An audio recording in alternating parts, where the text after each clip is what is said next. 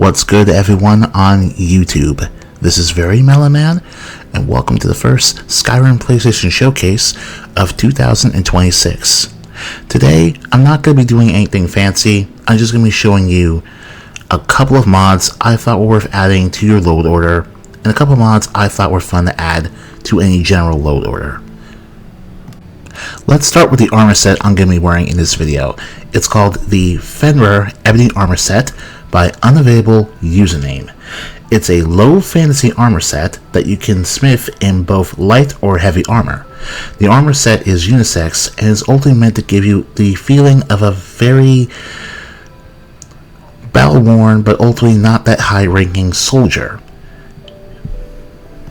The armor quality may seem low, but rest assured, the textures are very decent for what you're getting in this package.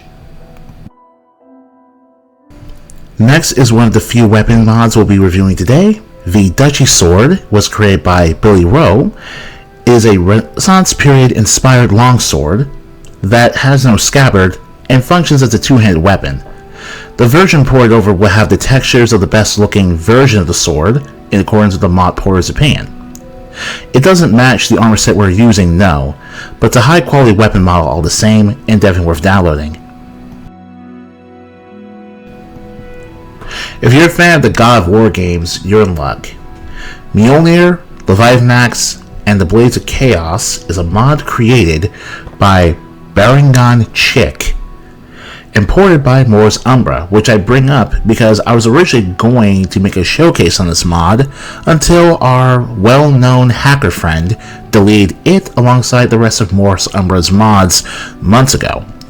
It's since been restored, so if you're wondering where this mod went, it's back up for you to use, and the link will be available in the description below alongside the rest of the mods I'll be showcasing.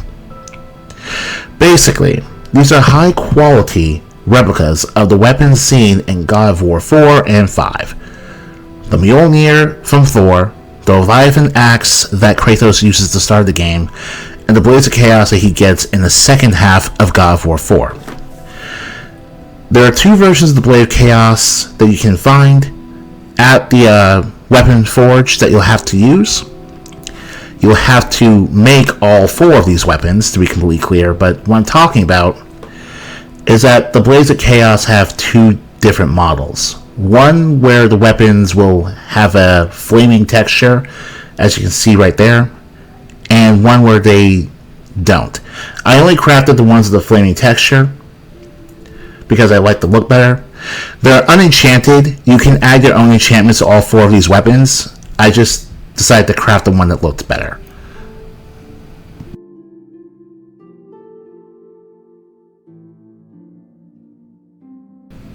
Up next, and making a switch over from weapons and armors to environmental overhauls, we're going to be using the legendary Water for EMB created by Mindflux. A water modification takes full advantage of advanced features offered by the EMB and Community Shaders series.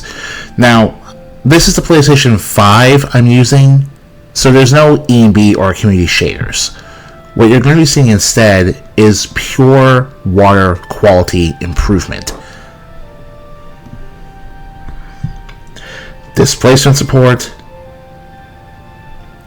Sea of Ghost Waves, basically higher quality textures, no glowing waterfalls or white water in the dark, removes water flow from large water bodies, maintain vanilla style water flow for rivers, unique waves for the Sea of Ghosts, lakes, and rivers, more tranquil, transparent shore water, eliminates most water seams.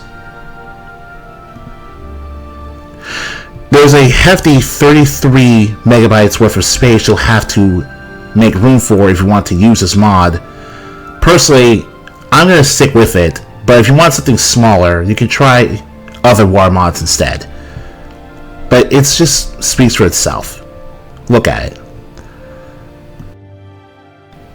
Another interesting environmental mod I decided to add is Fantasy Cities Cross of Lake Ilinalta Only by Turtle God King. It's a version of Fantasy Cities that only adds the Cross of Ilinalta, so this is a small part of a much larger mod that was ported. Still, This by itself demands your attention. It turns Lake Ilinalta from a location you will very rarely think about to one that will demand your attention no matter where you are on the map. It cuts a powerful silhouette, haunting or beautiful depending on the lighting you use and the time of day you view this monument from in the world of Skyrim. No matter where you go, you will think about Lake Ilinalta from wherever you are. And that's why I'm going to leave my low order. Whiterun Stonefloor, Solitude Stonefloor, and Whiterun Horse Statue by Talos 1 and JP Steel 2 respectively. I thought it was easier to talk about these three mods back to back because they do very simple things, even if the effect is really kind of extraordinary. It's pretty interesting just how different each city can look if you just change the floor model and the floor texture. Because the Roman floor texture that you see on both Whiterun and Solitude really breathes a new type of life into these old cities that you've played through for well over a decade now. And the statue itself, only in Whiterun, symbolizes the heart of the city in all its glory. After all, it's where you buy your first horse in the game. It's kind of difficult to figure out what mods to best pair these with. They do not seem to be compatible with Anna's Skyrim mods because those mods will override the floor texture. I'm also certain they cannot be compatible with the Clever Sheriff mods, so if you do use these mods with mods that change the buildings in Whiterun or Solitude, you try to stick to mods that change the rooftops only. Up next is a pretty goofy but very fun to use combat mod called Rapid Slash. After installation, you'll get the Rapid Slash power in your power menu. It will effectively replace the animation for Whirlwind Sprint.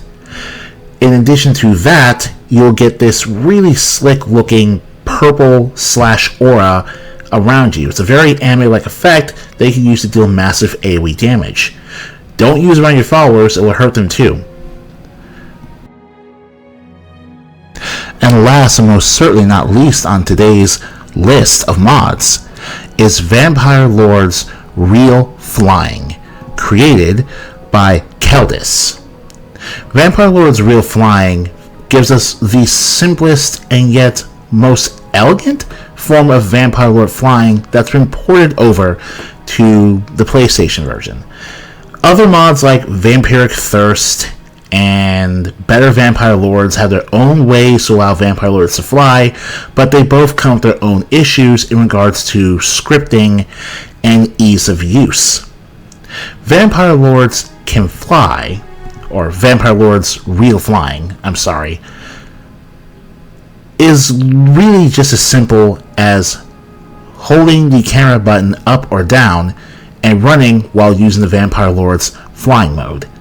That's it. There's no collision, so you can fly underwater like I did and, fly out of bounds, but if you don't do that, enjoy your Vampire Lord flying. And I'm going to leave this video off here with that. Thank you guys for watching today's episode on Skyrim PlayStation Mods, and I will see you again in the next one. Take care of yourselves, and have a Happy New Year.